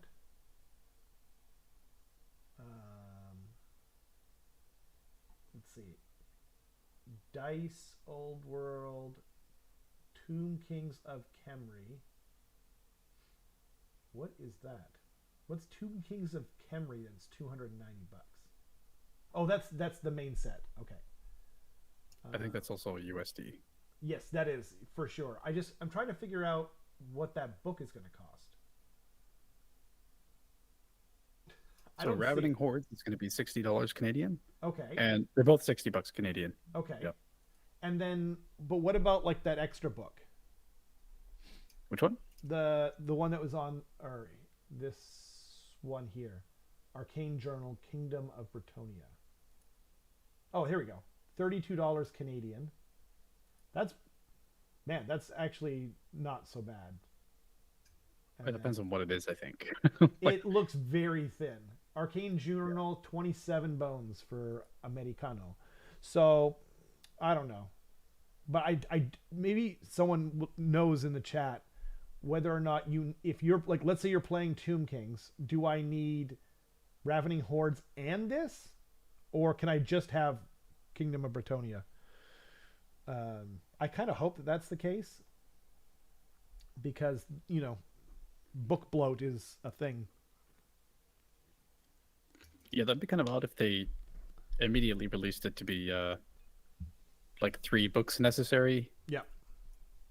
And Jay, they definitely said that they will be releasing EPUB PDF versions online, which then everyone kind of jokes about how you'll instantly be able to get it off of Whaaaapedia/the internet.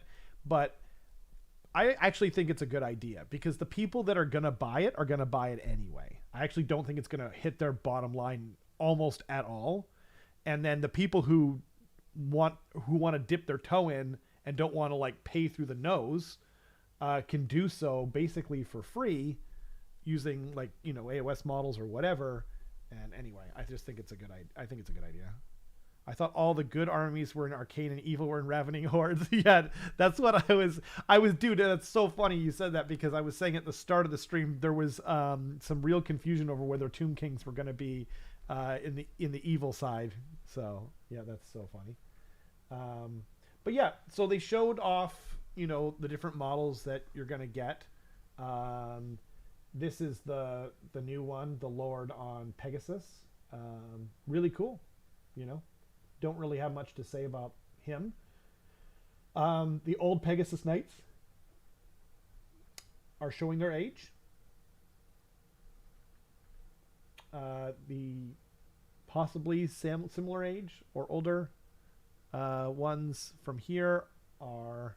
Oops, one second. Okay, good. I saw a green line going across my screen. I was like, wait, is everyone seeing that stupid green line? Anyway.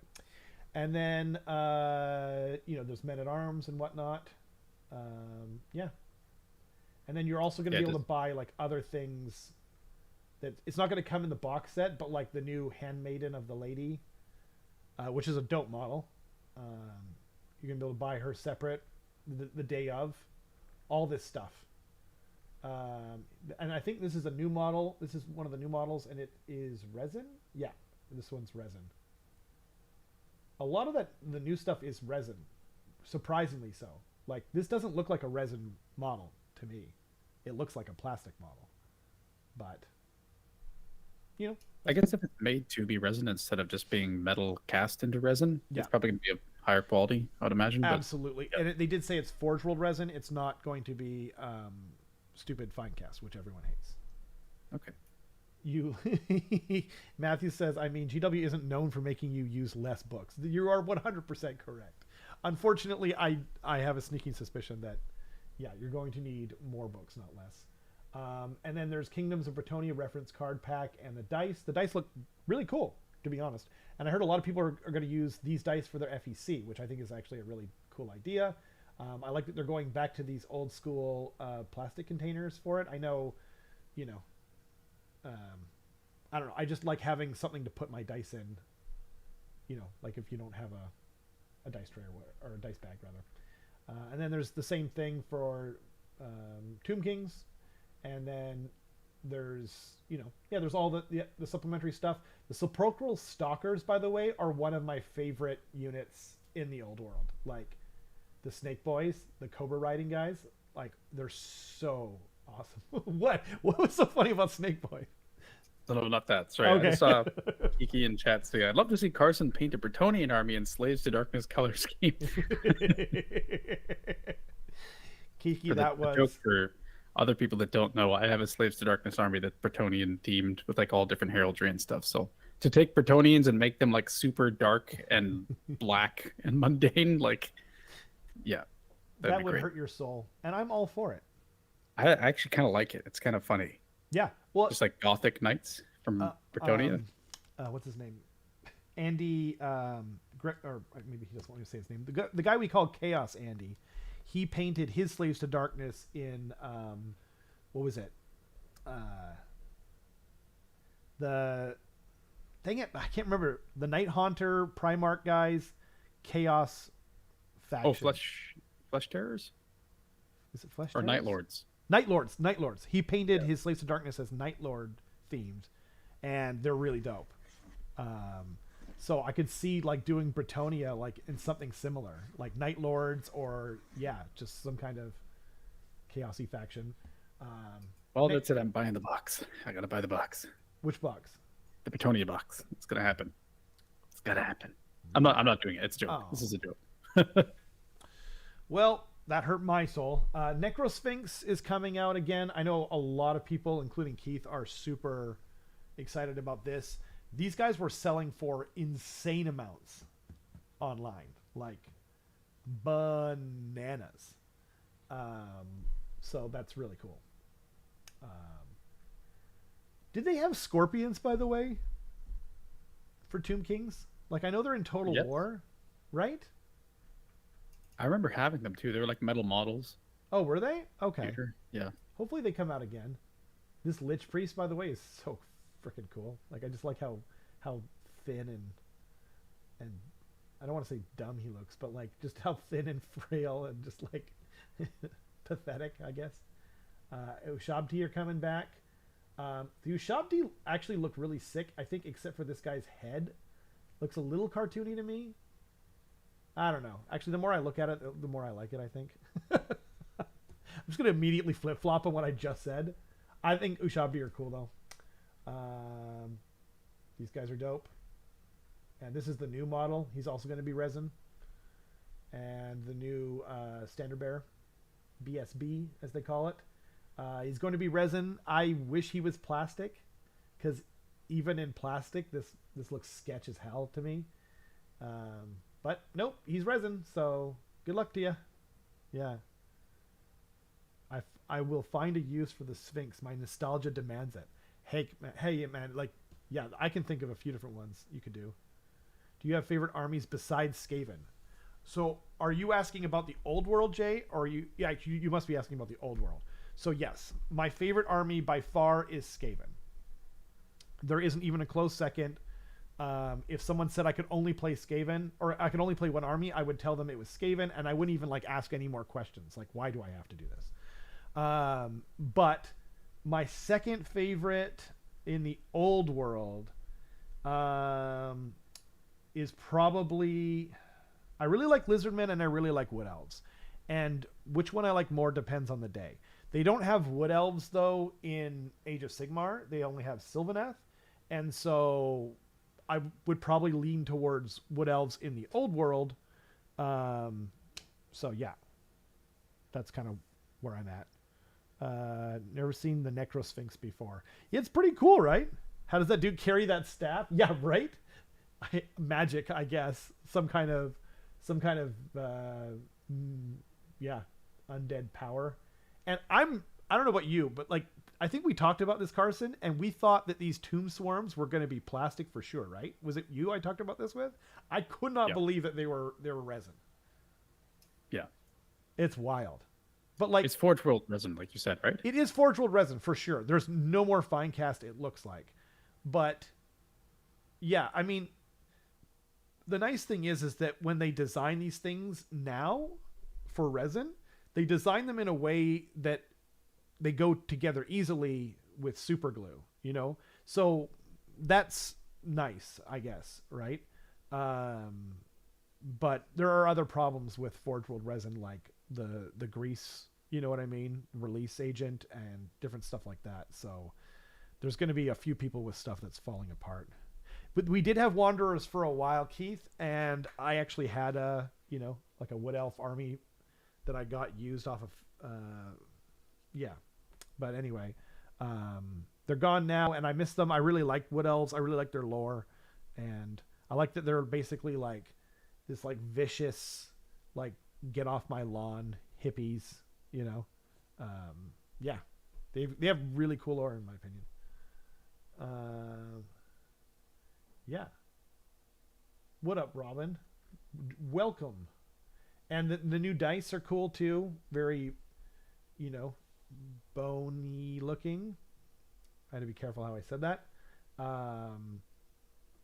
You're going to get scatter dice in there too, which is really cool. Yeah. And people were pointing out that you don't get artillery dice, by the way. But that looks like an artillery dice because it has a 2 on it. Like it has the number 2 written on it. And for those that don't know, like the artillery dice went 2, 4, 6, 8, 10, and then critical fail. The 1 is basically like a misfire, right? Wasn't there like a direct hit too? No. That's on the scatter dice. That's the one with the arrows. Yeah. So it was misfire and then 2, 4, 6, 8, 10. And then the what's it called? Scatter dice had 2. I think it was 2 and then just 4 arrows because Right? it doesn't matter what direction the arrows were pointing. Exactly, because the dice is rolling around, right? Wait, I didn't look at the Bretonia one. I wonder if that would have the same. I think it did. It doesn't have a different. I don't see like one with a 2 on it, so I'm guessing there's 1 scatter, 1 artillery dice. I don't know. But it looks like a misfire is something the Skaven players know well. Yes.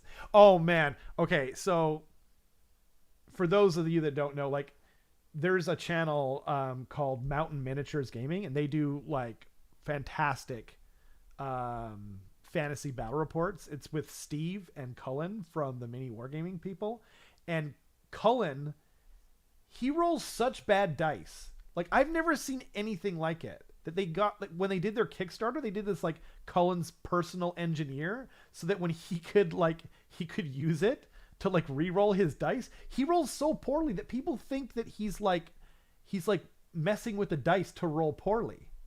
It's wild. Anyway, but it's super entertaining because he plays Skaven and Empire, and he uses cannons, and they always misfire, and it's really funny. But so the die, yep, for the Bretonian ones, the die in the top right is the one with the number on it. Does it? Okay. It's very hard to see, but you can kind of see that it's etched in a different way than the other pips. I thought that was the fleur de lis. On the top right? Yeah. Kind of looks like the bottom of like a 3 or a 5 or something. It could be. I thought that was the fleur de lis. I think that's the only one it can be, because every other one is like a pip or a fleur de lis, right? It could be. But doesn't it look like the fleur de lis is like coming out? Oh, yeah. Well, I think it's the fleur de lis on an angle.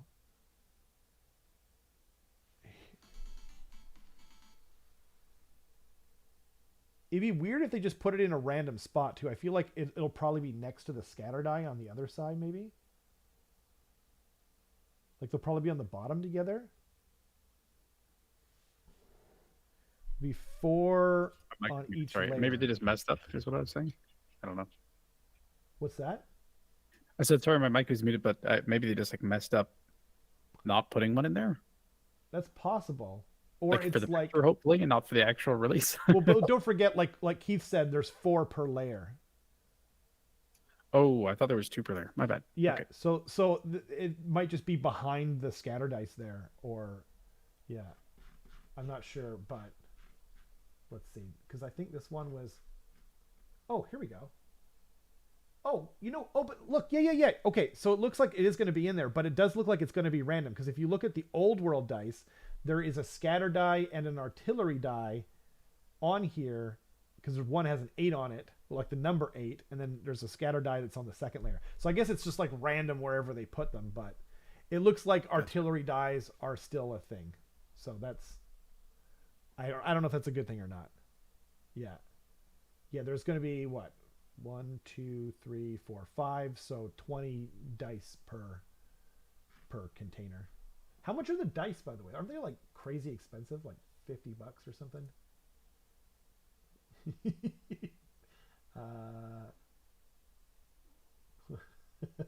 I can see Carson pouring that from my peripheral vision. I don't know why it's making me laugh. The last pour. What? Oh, you said pour. Okay. Yeah. I'm not gonna ask what you thought I said. Yeah, sorry. yeah. Thank you. Appreciate it. I don't see the price on the dice. I think they're Price on... of the dice. What's that? No, it's just you rhymed. Okay. You're a poet and you didn't know it. I really didn't. Boo. Does anyone know how much the dice are supposed to be? I wanted to say they were going to be like around $50. Oh, here we go. Tomb Kings of Kenry dice. 42 bones American. So it's definitely going to be like $50 Canadian. For 20 dice. I don't know, man. I don't know, man. That seems like a lot to me. But anyway, the movement trays are crazy. Or no, it's movement trays for like $50 or something. There are a lot of alternative basing websites out there, by the way. So you don't need to get it directly from them. And these are crazy too. Like you can find a lot of different sources of movement trays out there for very cheap, and or 3D print them, or you might have a friend that could 3D print them for you. But you'd get Andrew dice for $50. I don't know Andrew, but I assume that was a typo. You've got yours. I think I have some, Robin, but very, very kind of you to ship to Canada. Etsy is your friend. Yeah, there's so many different ways of doing it, right? Yeah. If you slow down how he talks. Yeah, he seems like such a nice guy. I've heard nothing but good things about Steve. Yeah, he does talk fast though, for sure. And then there's this really dope map on poster paper. Do they say how big it's going to be? Oh, yeah. Why did they give it in millimeters? 1,000 millimeters. Wait, what? So that's like, that's just 100 centimeters, right? Am I missing something? That can't be right. Because 100 millimeters. Why did they give it in millimeters, by the way? Like, seriously, why did you give it to us in centimeters? I guess because it's exactly 1,000 millimeters. Yeah. Yeah, you can get sagaofdice cheap, way cheaper than that, and they're way nicer quality, by the way. Yeah. It's true. Sabadoo. What is 1,000 millimeters in inches? 2 inches? Yeah. It's like 2.52 centimeters per inch or something. Yeah, 2.5 exactly. 2.5 centimeters per inch. It's not exactly. Oh, okay. Well, you know what I mean. Very important that it's Sorry. not exactly, because a lot of AOS measuring has to do with that not being the case. Fair enough. That's true. Yeah, 2.20. Yeah, 2.54. Right. Yeah. But I meant like. Sorry. I can't type while I'm. There we go. It's right there. I was trying to type. So 40, just under 40 inches. Okay. Yeah, I mean that's pretty big actually. Fair enough. There you go, divided by 25.4. Boop boop boop. I think it's cool. My main like kind of the only reason that I literally won't buy it is because there's no Skaven on it. Like they only have the factions that are in this game. So it's like, okay, well, let me know when there's Skaven there. Although I guess Skaven would cover the entire board because they're everywhere except for under Athaloran. It makes it sound, to me it made it sound smaller, Kiki, because I was just thinking like 25 millimeter base is this little tiny thing, you know? Yeah. You should always measure in millimeters. Lots of bedroom humor tonight, I see. Well played, gentlemen. So then we've got some 40K stuff no one cares about. Black Library, back to what Jay was saying earlier. Black Library is coming out with, I don't know, can anyone tell me if this is a new book or not? I have no idea. The Lords of the Lance. Obviously, it's going to feature Warriors of Chaos. But we have... that was a joke, by the way. I'm not actually an idiot. Well, I am an idiot. But, you know, moving right along. Yes, I totally agree with what Jay said ages ago, and I apologize for not bringing it up. Yes, I hope they release more novels, more Black Library stuff for the old world. Almost all of my novels that I have for Warhammer are from the old world. Like, I have a couple for 40K. I have like one for AOS. I might have more than one. I can't remember. Oh no, that's not true, because I have the Gotrek series, and I also have, so I've got like 4, right? But that's, but I have way more of the old world, and those novels were fantastic. So I totally agree. I really want to see, I would love to see some more like Thankful stories. I'd love to get like a Deathmaster Snitch novel or something like that. And then hell, throw in a couple of novels for some other factions other than Skaven. I'm feeling generous. Okay. Lords of the Lance, and they're getting a special edition, which is really cool. Signed by Graham McNeil.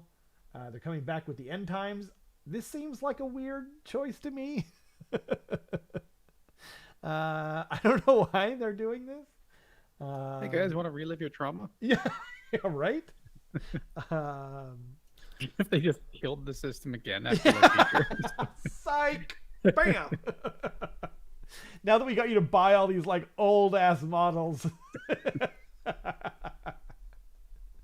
Oh my god. They like painstakingly release every army one at a time.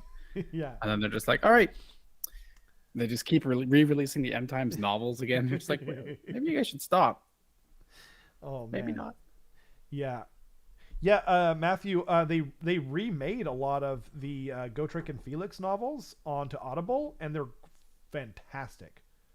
I can't remember the name of the narrator, but he kills it.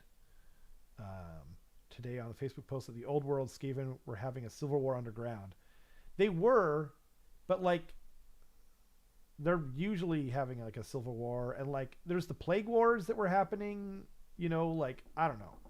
I feel like I think they were just hedging their bets and making things easier, and then possibly when AOS 4 comes out, we'll see kind of like a reintroduction of Skaven maybe, or possibly they'll just wait until after that and kind of figure it out from there. But yeah, I want some like named characters for then as well. And then Blight Slayer, Richard Strachan. I'm not sure if I'm pronouncing that right. I haven't read this. I really liked all the other Gotrek and Felix novels, but Darius Hinks isn't writing him anymore, and something happens at the end of the third one, and so yeah, I don't know. I never tried it out, but I feel kind of bad. I feel like I should give it a shot. If anyone read these, please let me know. I would love to, I would love to know if it's any good. So what the old release date is April 1st, 2024, right? No, technically it's the 20th, I believe, of January. But yes. Oh man. Can you imagine they might actually do that. Keith, you might actually be onto something. Like their April 1st joke might be old world End Times on April 1st, and just watch the internet melt. That's when Total War Age of Sigmar comes out. Dude, yeah. I would play that game though. Like I would too. I would love that. Yeah. Give me Deepkin. Give me Sylvaneth. You've read the Gotrek and Felix and the end time. Some of the Green Knight stuff would be awesome. They mentioned that he's around in the article. Oh, that's cool. Explain how the old world coming back means they are discontinuing AOS because it isn't popular. Wow. That is so funny. Like, point me in the direction, Keith. Like, I've been seeing, like, and I said this earlier, I've been seeing people talk about that for years now. How the old world's going to come back, and then AOS is going to be thrown in the bin. And it's like if you, I can't imagine thinking that now after seeing that they're not even giving new models. Like we're getting one new model per $350-ish box of miniatures, right? And AOS 4 is going to roll out in like 7 months or 6 months or whatever, right? And guess what? It's going to have all new models in it. And hopefully Skaven. And hopefully the Skaven models will be new. The new Gotrek books are, I can't see it. It's, my stupid thing covers it up. Does that say book or books? It says the new Gotrek books are very good. They are all awesome. The first 3 are amazing, Matthew. Have you read this one, though, Blightslayer? Because I have not. That's the only one I haven't read. Multiple times. I don't even know which one is my favorite. Of the first 3 by Darius Hinks, they're all insanely good. Probably Get Slayer, but oh man. The FEC one is amazing. I don't know. It's probably between Soul Slayer, though, and Get Slayer, just because he really kind of hits his stride. Yeah, exactly. Yeah.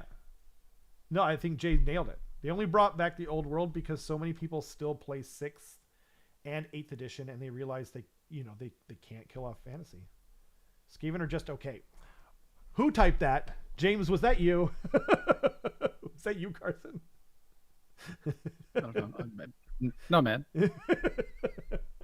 I'm gonna delete my whole account just to get rid of that. How dare you? How bloody dare you? I did not have control of that. Employee managed to convince them that the old world sales will be enough to justify the cost of bringing it back. Can't have been easy. Yeah, I think, yeah. I also think Horus Heresy is going to replace 40K. Yeah, I mean, I wouldn't be surprised if eventually it actually did that, but they have to get a lot more, interesting and or, they have to get more interesting factions in there. So, yeah. You just...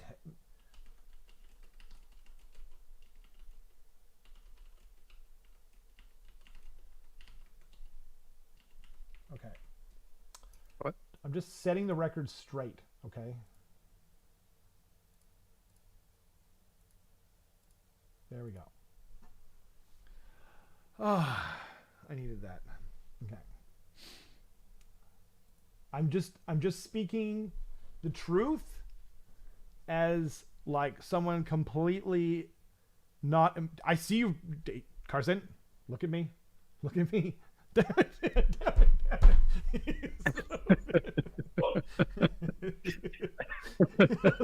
Look at me. Look at me, Carson. Don't you dare. Damn it. Okay. So with the old, I wonder if they will re-release Mordheim. Oh my God, Matthew. Yes, please. Please re-release Mordheim. Please. Please. I need it. Directly into my brain. Was Mordheim on circle bases or square bases? It was on square bases. How did that work? Skirmish? Yeah. Because it was a skirmish. Well, you could attack from the side and stuff like that. And so it had a whole deal with that. I don't remember that well. But I would love Mordheim.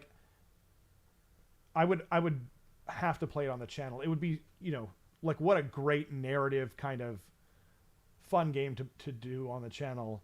I'm not too hopeful, to be honest. I mean, they re-released Necromunda, and I'm sure that game does quite well. Yeah, Fantasy Necromunda, right? Which came first, Necromunda or Mordheim?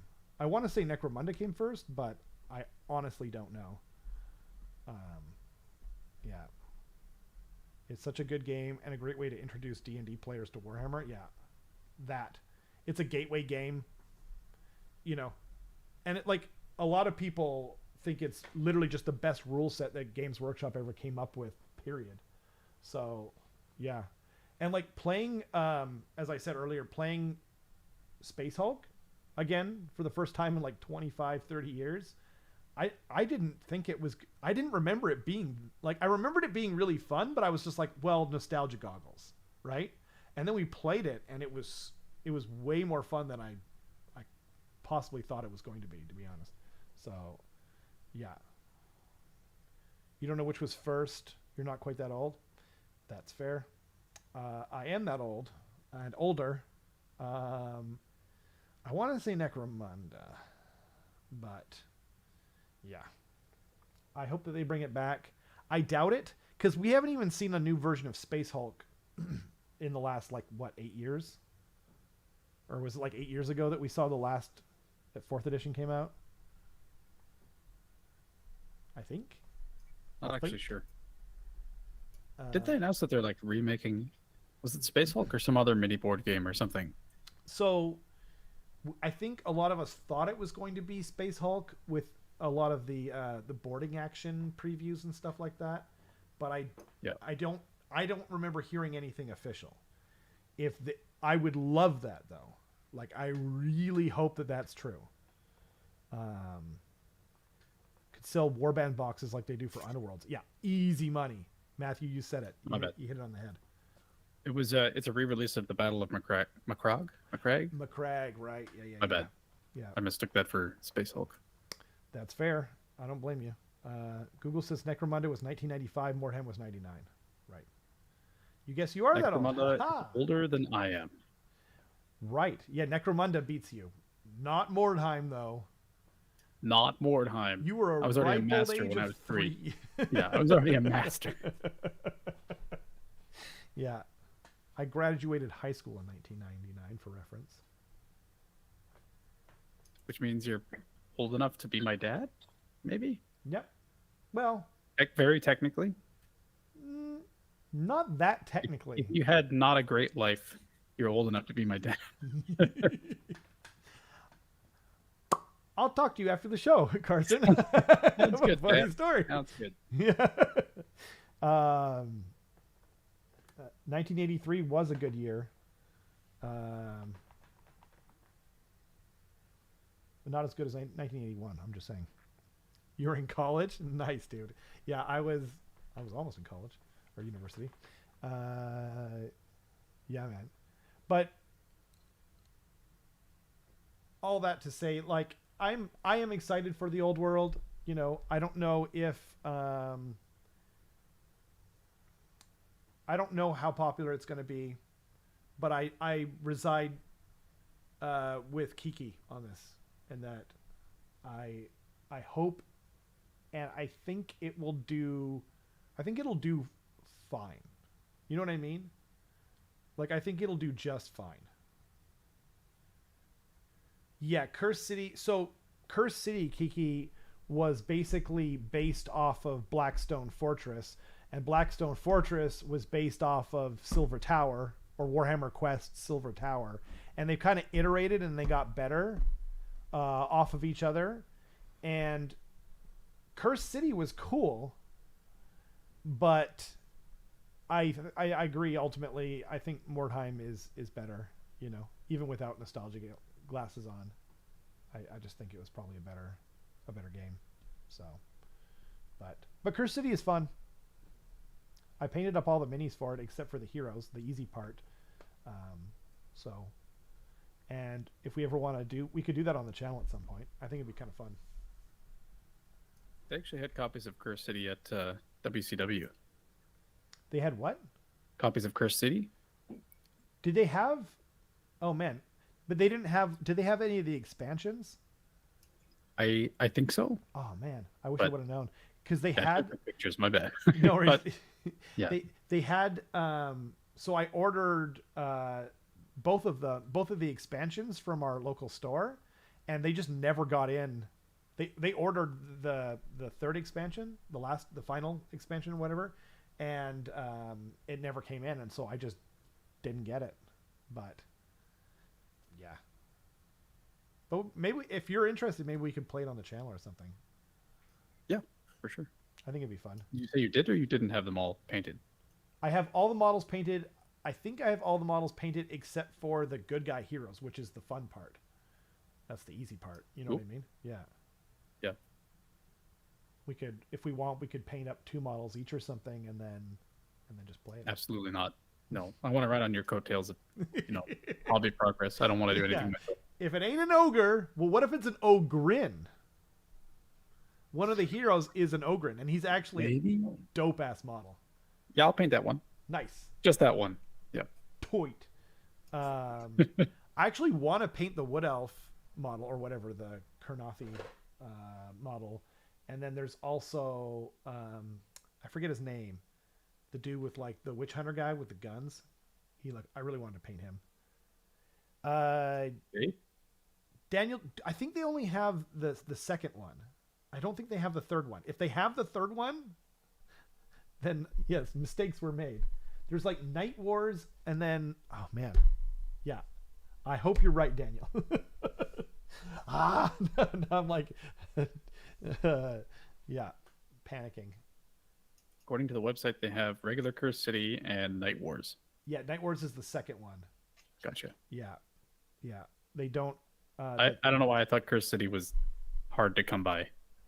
Cursed City is not, unfortunately. Okay. Well, it was originally. It was like the most hard to come by thing they ever made, because they made it during the pandemic, and then everything got bought up, and then it looked like they weren't going to make it anymore. So it was like insane. And then they did like a re-release of it. Gotcha. Yeah. Okay. So yeah, I remember seeing it and be like, "Oh my god, I should tell somebody." But yeah, my bad. Pastime was selling them for like, I think it was like $150 during one of their insane sales that they have from time to time. I'd love to see Carson paint the good guy heroes as vampires. You could do that. I think he's just alluding to me. Yeah. Yeah. Doing contradictory paint styles for everything. Yeah, that's true. Except I'm going to be ogres on diets, I guess. Yeah. Oh man. Yeah, me too, Daniel. I missed one too, man, and I'm seriously regretting it. Like, if I would have known that they weren't going to get it in, I would have just ordered it from the GW site and at least have access to it, right? But yeah, the models are really, really cool. And I played through like 4 or 5 missions with my son, and it was super fun. But yeah. So I think that's everything. We have Vampogers. Yeah. I heard that as Vampoggers for a second. Vampogers? Like, yeah, PogChamp. Yeah. Do you know what PogChamp is? I don't. I mean, I know what it means, but like, I assume you mean like the backstory? Yeah, well, it's this guy from the fighting game community called Gutex. He had a thing called this. He had an internet show called Cross Counter, and they played like Street Fighter 4 mostly on there. And yeah, anyway, I heard that they took him off of that. He made some kind of stupid, or any kind of political statement is kind of dumb when you're like the face of anything. But like, I don't remember it. I have no idea what it was along.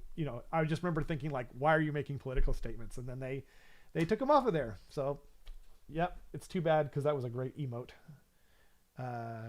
Virkos was only supposed to be for Cursed City. I heard that too on the Painting Phase podcast, but then productions got messy from China and they couldn't box all the models. Yeah, I heard it had to do with the fact that like the Union Jack flag was on the box or something like that. And in the UK, you can't. There's like a new Brexit thing where you can't sell, because the books and the tiles were made in China. They couldn't put the Union Jack like made in the UK symbol on there anymore, and that's actually what messed it up. So then they had to get everything redone just for that, and it became a big kerfuffle. I mean, they said that too, but like there are so many things for Cursed City. I feel like they were always going to get, put into the vampire book. Like what was it? Cursed City came out in like, I want to say like January or February of 2021. And the Soulblight release came out in like what, April?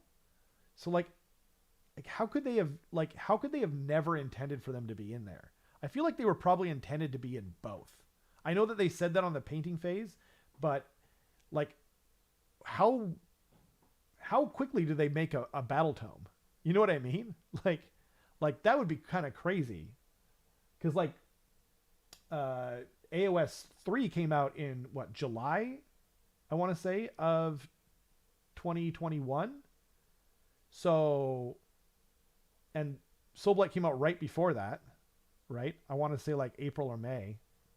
But yeah, I did hear that too, Daniel. It's very interesting. But I feel like they probably always were going to be in there because I just can't imagine making, although maybe Cursed City got like delayed for like a year and then, you know. I'd imagine the turnaround time for a book is a lot smaller than the turnaround time for a model as well. Yeah. So like I could see them. That's true. Because like book, what's it called? Like book printing, it seems like kind of like a known, like figured out pipeline. Kind of, because the problem too is they do print them in China. We know that, right? And there's all sorts of problems when they don't get stuff in time. I don't know. Like I've heard them throw around 6 months on Warhammer Weekly, but I don't know. Like I don't know if they know, and I definitely don't know. But other than all the characters, all the vehicles models feel like an afterthought. Huh. Also, none of the Order heroes still exist in match play. Yeah, doesn't that point towards them like probably intending Virkos to be in there? I mean, I don't know. I think they're pretty, I don't know, but like, so bat-haired chick, right? As she is affectionately known in our community. She's not Virkos, right?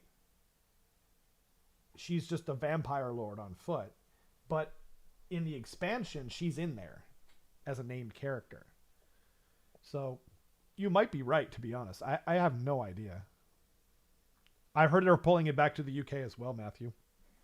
But I also heard that they had like, they opened up some big facility for making more models and books and everything.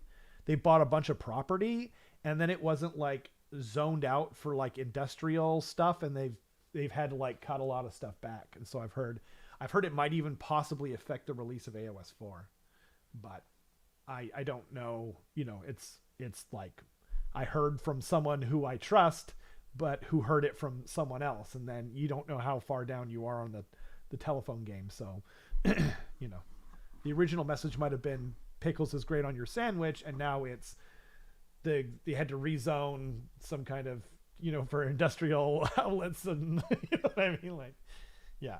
I don't know, but my voice is starting to go, so I will thank everyone for joining us.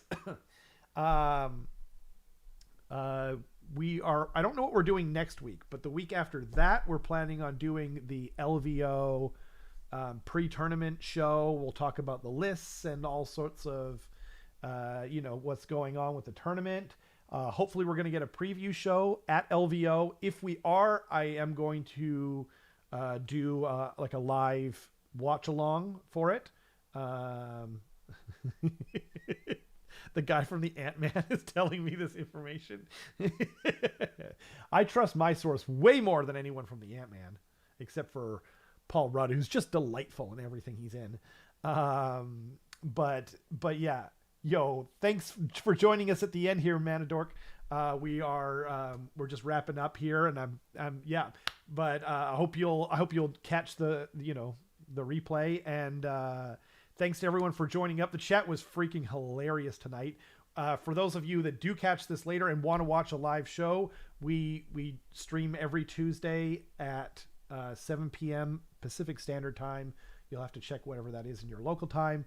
But thanks to everyone for joining us. Any last minute thoughts, Carson, before we kick it out of here? Nope. Nope. Thanks everyone for watching. Oh, actually, one more thing. Okay. Yeah. If you're in the Pacific Northwest and you're looking for a tournament in the upcoming early spring, I'm going to be I'm going to be TOing at Wet Coast. So Yeah. go ahead and check that out. We just hit 30 people signed up, so hopefully we can get closer to 40 or 50 by the time Do we know that the comes date? around. So yeah, it's March 29th and 30th. Cool. Okay. Yeah. Very end of March. Safely say. Heck yeah. Yeah, it's a great tournament. Been going around for a long time. It's close to the airport. It's in Richmond, by the way. So if you're flying in, it's very convenient to get to. And it's also near the border. So if you're coming up from the States, it's a really good one to go to. So yeah. Good call. We'll have to try and remember to, bring it up again. But yeah, thanks again for everyone for watching. All the new people tonight, we appreciate you. And a huge shout out to Matthew for joining the YouTube membership. So yeah. We'll see you guys next time. Bye.